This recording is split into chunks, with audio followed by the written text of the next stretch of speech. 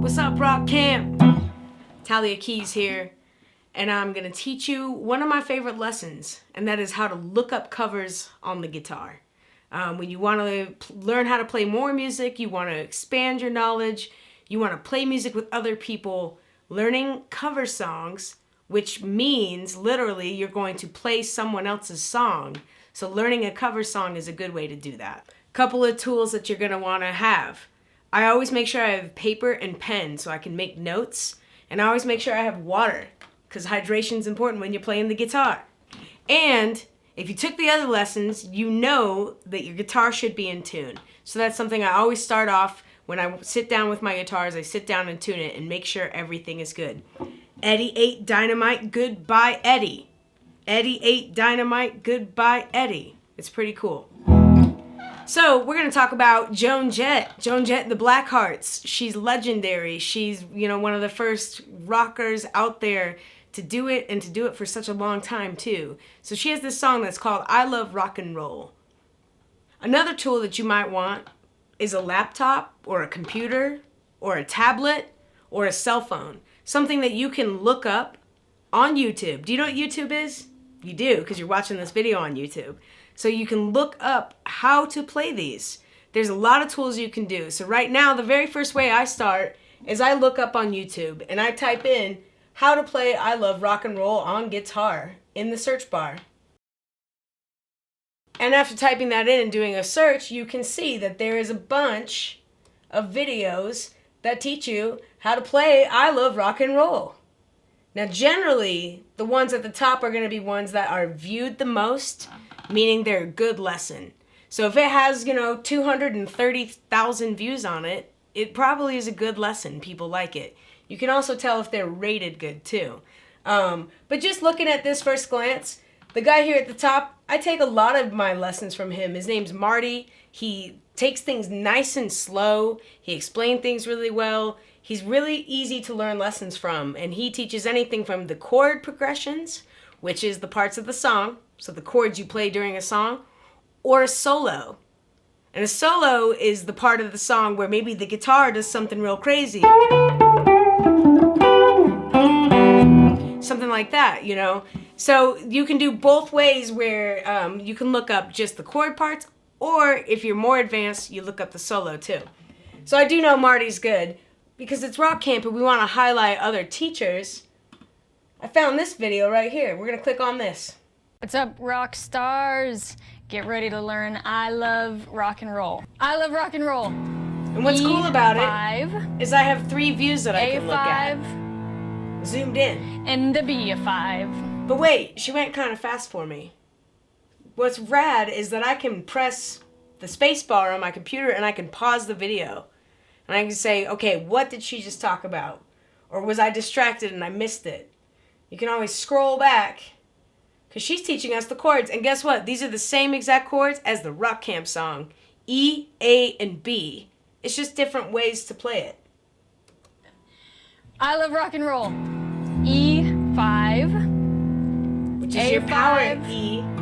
Your A you just learned. And the B5. And then a B. So I stop there and just make sure that I know all those chords and I feel comfortable playing them. And I might start writing it down too, but I'm going to show you another way you can look up the lyrics and the chords at the same time. E5. Now you're going to hit this G note, 6th string, 3rd fret, pull it down. So she said 6th string, 3rd fret. If someone says the 6th string, they're talking about this low E. The 5th string is the one below it, right? 4th, your 3rd, your B is your 2nd, and your high E is your 1st string. And she said 3rd fret, 6th string. So sometimes it's good to pause it and say, where is that? Find it. Oh, she's talking about the G. Yeah, we learned those notes, right? We learned which one is that. A, B, pull down that G again. Whoa, that's cool. A, now quick, B, A. So I feel comfortable about that first part, but that second part might take me a minute. So this is where I might pause it and I might go back and forth. What's really cool about these type of lessons and having something like YouTube is you can take your time. You can take the lesson at how you feel that you're getting it. But I do always like to pause it and try what she just talked about. So, oh, see, I messed up, but that's all right. I can go back and do it again.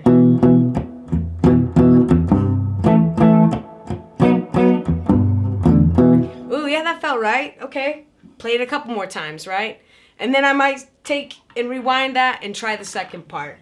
And this is just the intro. This is just learning the intro to the song. But if you and your bass player and keyboardist learn this, it'd be fun to play it together, right? Show your drummer. So that's Joan Jett's I Love Rock and Roll. You can scroll forward. She'll talk more about the little solos like that. So if you feel like you are a little more advanced, you want to learn more, and you're up to soloing, that's great because you can learn the little riff to play with it. Check it out. If you don't feel like you learned anything from this person or it didn't connect with you, watch a different video. You know, see how Marty teaches and see if you like how he's doing it. Let's see. E, second fret, second fret. See, I like Marty here because he takes a little more time explaining. But we're gonna grab that third fret of the low E with a little nudge. By nudge, he means pull your string down. Do you hear that? Open A, 2-2.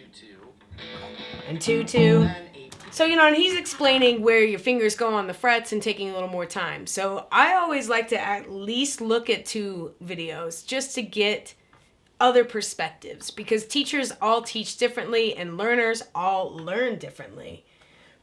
All right, now I'm going to talk about a tool that's really cool. Something you might want to do before you take a YouTube lesson. I tend to do it afterwards. That's just how I like to learn. I'm a visual learner. I like to watch people's hands. I like to hear what they're playing and see it and then try it myself. That's the best way for me to memorize things. And like I said, again, write notes. But this is a great tool. It's called ultimateguitar.com. And here's the website right here, ultimate-guitar.com. You go in here, you can enter any artist, you can enter any song title, you can enter Christmas music if you want to see all the Christmas songs you would ever want to not learn. But right now I'm going to learn Joan Jett. And look, I can just do Joan Jett, or because it's such a popular song, I Love Rock and Roll pulls right up. Whoa, look at all these options to learn. So this is called tabs. And I know we've talked a little bit about tabs, but I'm going to talk a little bit more about tabs once we pull this up. But what I want to focus on right now is something that's called chords.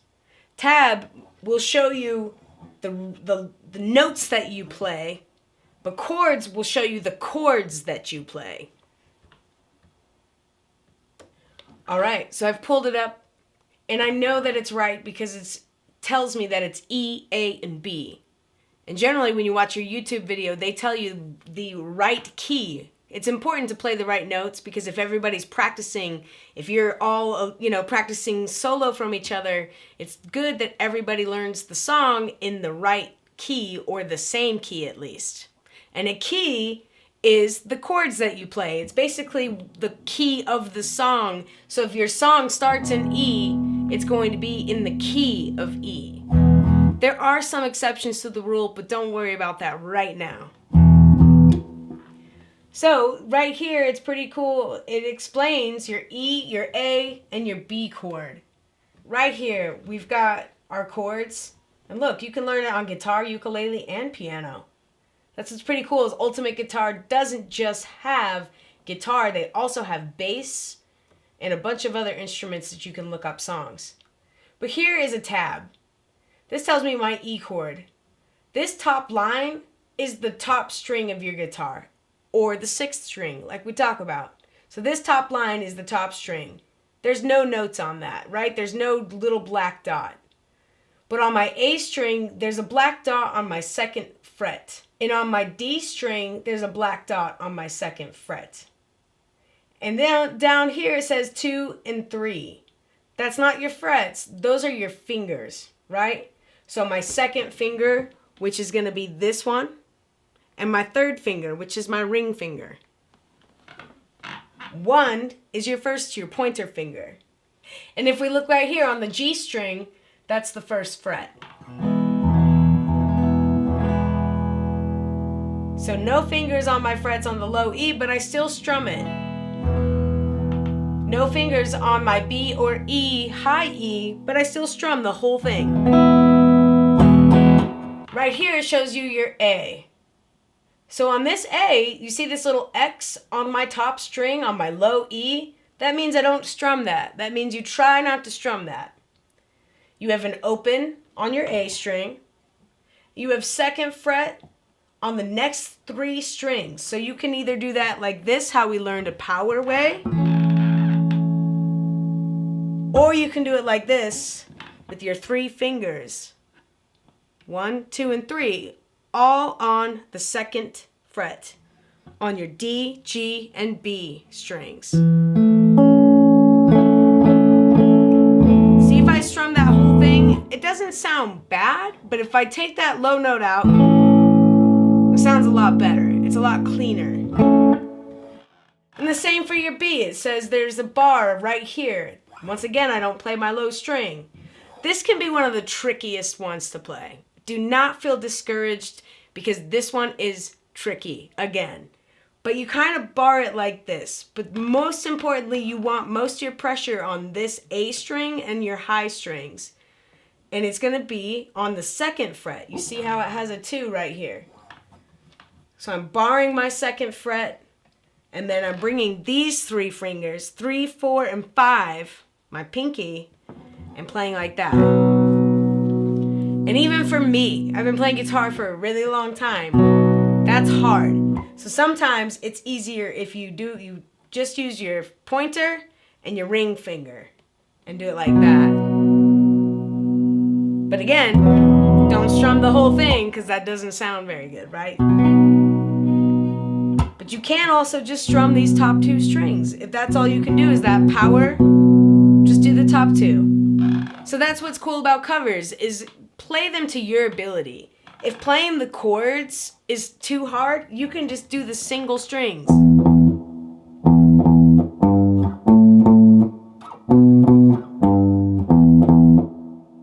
Whoa, that's cool, and that's more simple. So you can start there. And what I'm doing right there is open, open, 3, 5 twice, 7, 3, open. I know that's kind of tricky, but you can always pause this video and watch it again.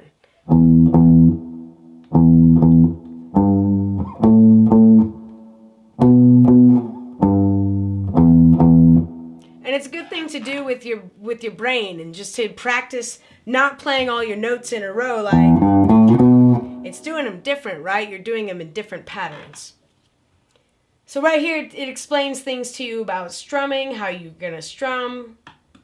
But what I like using these tabs for, or these chord sheets for, is a lot of times they have the lyrics. And it tells you, most of the time it's lined up right, and it tells you what chords are played over the lyrics. I saw him standing there by the record machine. I knew he must have been about 17. He was going strong, but playing my favorite song. And see, the reason why I know how to change those chords and what timing is because I know the song. So it's always good to practice. Play the song. I can't do it or else this video might get muted. But you can play the Joan Jett song and play along to it. But say that's like too hard and you want to do it different. You could do, I saw him dancing there by the record machine. Knew that he must have been 17. He was going strong, playing my favorite song, and I could tell it wouldn't be long. Yeah, me. you can slow it down. That's what's cool about covers. You can make them your own. Now, the part that you probably know the most is the song, right? The chorus. I love rock and roll. Put another dime in the jukebox, baby. I love rock and roll. Come on, take your time and dance with me. So that's kind of a tricky thing that it changes real quick.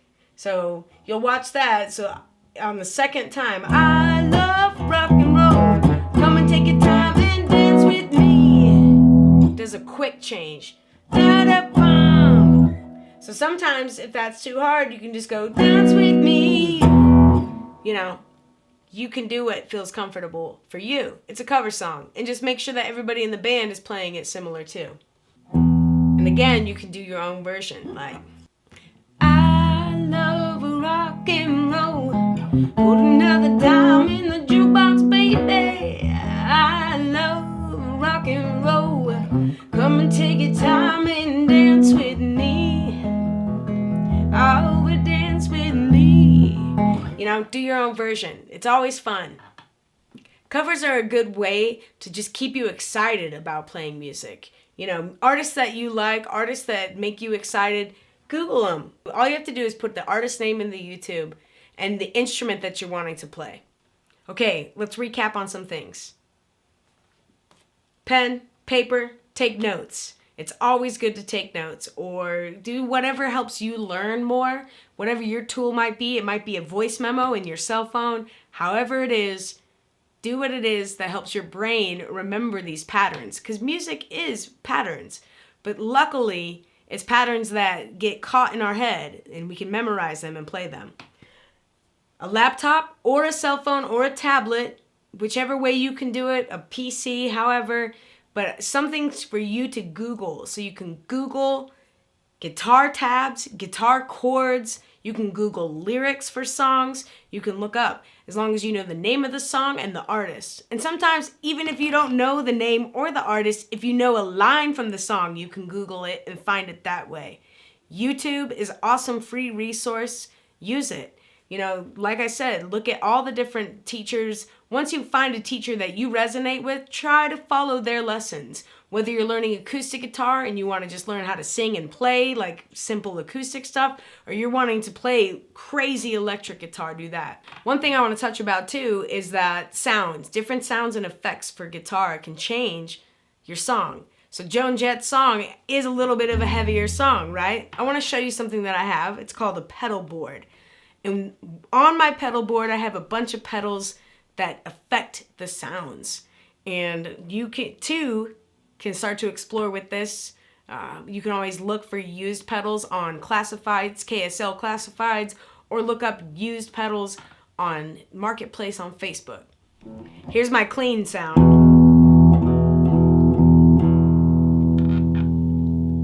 If I want to play Joan Jett, I'm going to use something that's called a distortion pedal. Or a drive. You hear how that sounds different? And this is something to think about when you're writing your original song too. If you want to have more of a clean sound, or if you want to have more of a rock sound.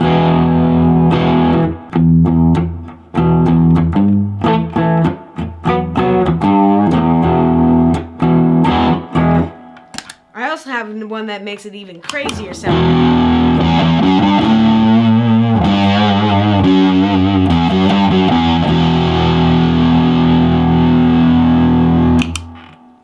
They also make something called a delay pedal.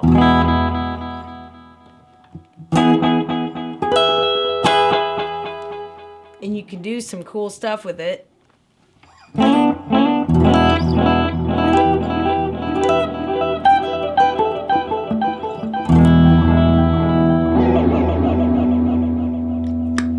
Another one that I like to use a lot is my wah. Jimi Hendrix, funk music, reggae music. A lot of that style of music will use a wah pedal. And I'm sure you can tell why it's called a wah. And these other two pedals are just boosts. So when I'm playing with a band and I'm playing live and I need just an extra kick, I can turn that on.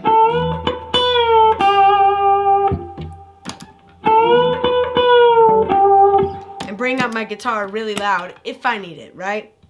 So something to think about when you're learning covers and when you're writing your original song is what kind of guitar sound you want.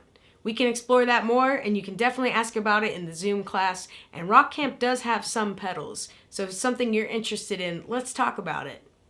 Thanks for joining us today. Have fun, and don't forget to practice. If you just practice 20 minutes a day, you'll be amazed at how fast you learn the guitar. Thank you, and have fun playing.